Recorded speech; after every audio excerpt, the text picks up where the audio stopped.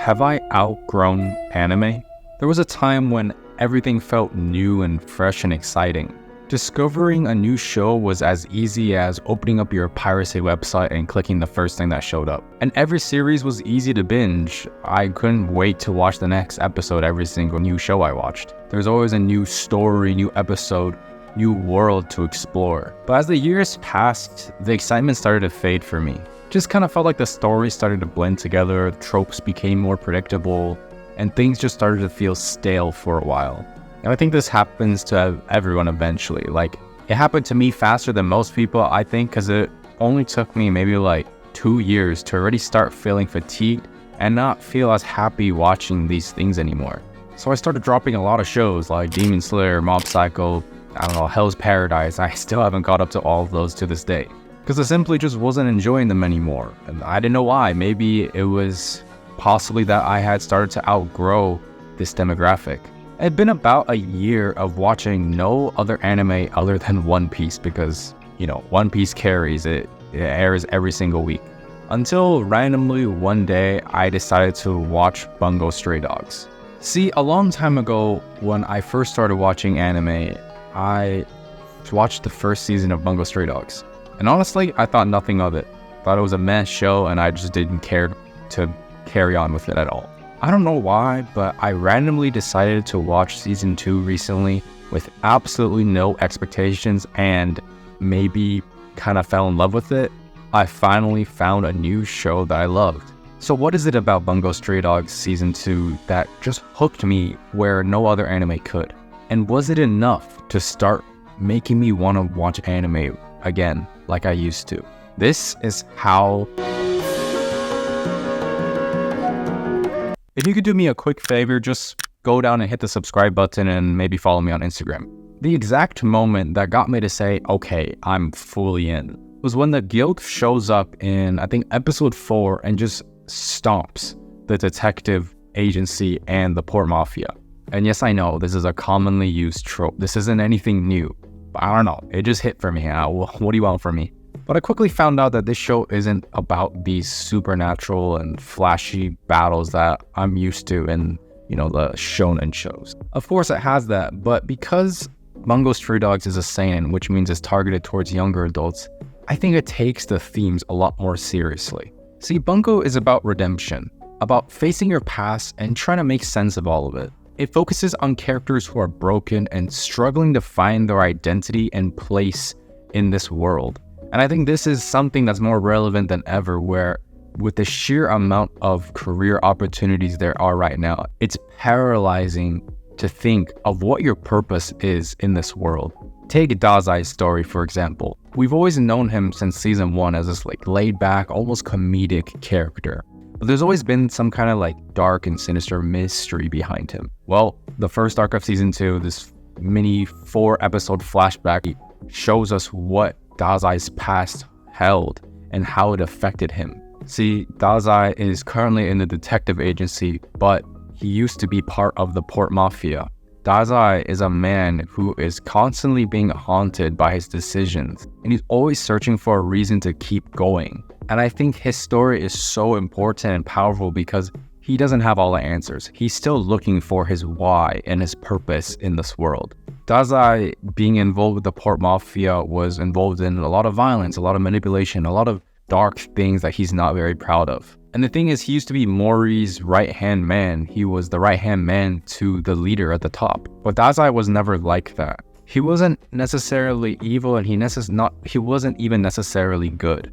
He was only in the port mafia to search for something. He wasn't in it for money or power or status. He just wanted to feel something. And he finally realized and understood that the port mafia had nothing to give him other than more despair and loneliness. And his character arc is pushed forward by one of his best friends, a character called Otosaku. Otosaku is someone who can really resonate with Dazai. He himself has a past that he is not proud of. But the difference between him and Dazai is he found his will. He found his desire and he chooses to do good. He takes care of these orphans and pays for them to live. And his ultimate goal is to finish a book. Without explaining too much, he basically wants to finish a book. And that kind of represents everything Dazai is looking for. Someone who is haunted by his past, somehow finding a will to live and the desire to do good. And when Otosaku ultimately dies, it pushes Dazai to make a choice. And that choice is to leave the port mafia and to seek a new path and to choose to pursue good just because. And this is a big part of the theme of the whole series, and it's that you can't erase your past, but you can find a way to live with it and move forward with it and help make you stronger through that. So Dazai joining the detectives is kind of his way of answering to Otosaku's dying wish. And that way he can try to redeem himself, even though he can never take back the things that he had done in the past. But even still, many years later, in the present time, Dazai still struggles with these feelings of worthlessness and, lack of motivation. And I think that's what makes the story continue to be interesting, where we get to explore and think alongside these characters of what it truly means to have purpose in a world where the lines between good and evil are kind of blurred. And I think we're starting to figure that out as Dazai is realizing human connection is kind of the way to redemption, where the port mafia has a strong bond and relationship with each other, but it is built on fear and power, where the detective agency gets to form real, genuine bonds. And Dazai, being such an important figure, actually ends up influencing so many people below him, not just on the detective side with Atsushi being kind of his student. Even the villain on the other side, the port mafia, Akutagawa, also really looks up to Dazai. And I think this adds on to Dazai's layers as he tries to influence those below him in a better light. Because the thing is, Dazai technically isn't a good person. He doesn't really act out of the interest of his, out of the kindness of his heart. He really acts out of, paying respect and a sign of love to his late friend, Otosaku. But he's definitely starting to become good because he's choosing to be on the good side just because he can. And I think that is a really good answer to finding purpose, that you can be good just because. I think what makes it hit even harder is the fact that it's just not even necessarily about good or evil. It's mostly about the gray areas, and I think that's really important in a world right now that seems to polarize everything and make everything like a war between two things. Because the thing is, Bungo Stray Dogs doesn't give easy answers. And I think that's why it stuck with me and it hit so hard, was that usually it's kind of like a black and white situation and it's kind of clear, okay, this is what's right. But in Bungo, the answer isn't even so clear, because what is right and what is wrong? The action, of course, is amazing, but it's the quieter moments and the introspection that really resonates with me. Watching these characters navigate their trauma and their regrets, it reminded me that TV and anime can be so much more than just the entertainment side. It can sometimes mirror us and kind of showcase our own struggles in this world. And I think that's what's been missing for me, that connection to those characters, these older characters who are navigating more complicated issues in their lives. I just really like the show's portrayal of characters like Dazai and Chuya and the whole port mafia, honestly, as this kind of gray area. It kind of makes everyone feel more morally complex. Chuya is the former ally of Dazai in the port mafia who's still in the port mafia.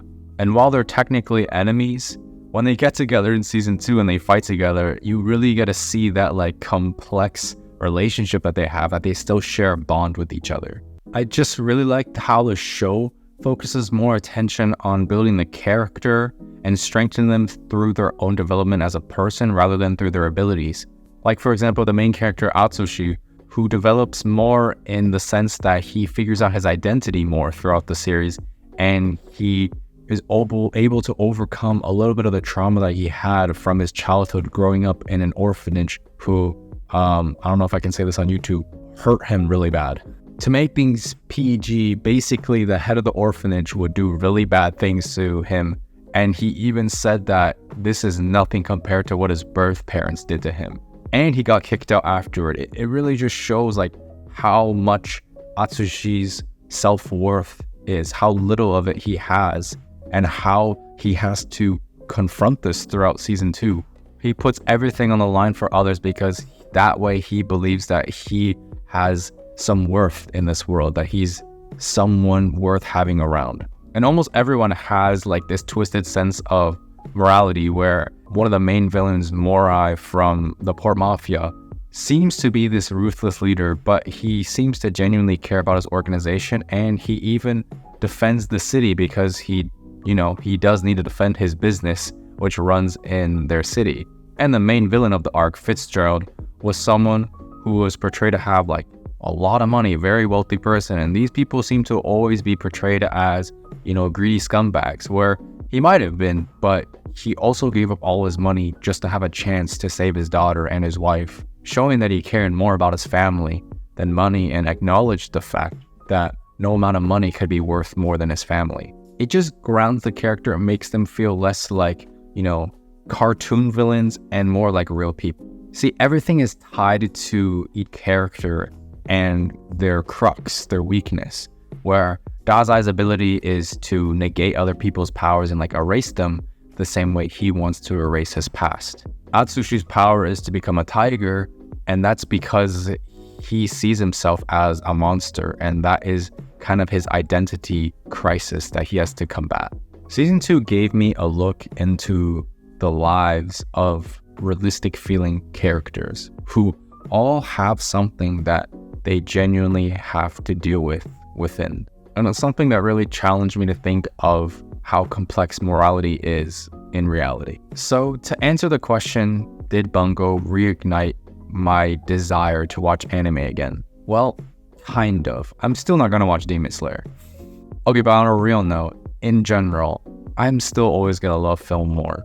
I love film, it's my favorite medium. But out of all the different forms of media, anime seems to stick with me the most. I find myself taking inspiration from a lot of anime. I find myself, falling in love with a lot of anime series. So while it may not always be my favorite to watch, I think there's a lot to potentially gain from it. If you have dreams of writing your story, I'd like to help you accomplish that goal. I have a community of dedicated writers that provides you a step-by-step guide on writing a well-written story, and you get direct access to me and my feedback. If you're interested in that, it's the first link in the description. Click that right now.